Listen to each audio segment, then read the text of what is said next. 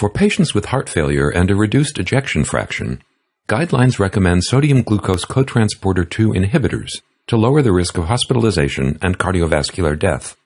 However, the benefits of SGLT2 inhibitors in patients with higher ejection fractions are less certain. A new trial examined the efficacy and safety of the SGLT2 inhibitor Dapagliflozin in patients with heart failure and a mildly reduced or preserved ejection fraction. In this international double-blind randomized trial, 6,263 adults with heart failure and a left ventricular ejection fraction above 40% were assigned to receive 10 milligrams of dapagliflozin or placebo daily, in addition to usual therapy.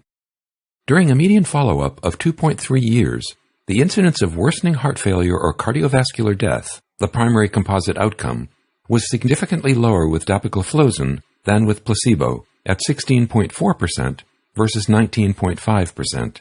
In an analysis limited to patients with an ejection fraction below 60%, a similar benefit was seen. Overall, the individual components of the primary outcome, worsening heart failure and cardiovascular death, also appeared to favor dapagliflozin. The incidence of serious adverse events was similar in the two groups. The authors conclude that in patients with heart failure and a mildly reduced or preserved ejection fraction, the SGLT2 inhibitor dapagliflozin reduced the combined risk of worsening heart failure or cardiovascular death with no excess of adverse events.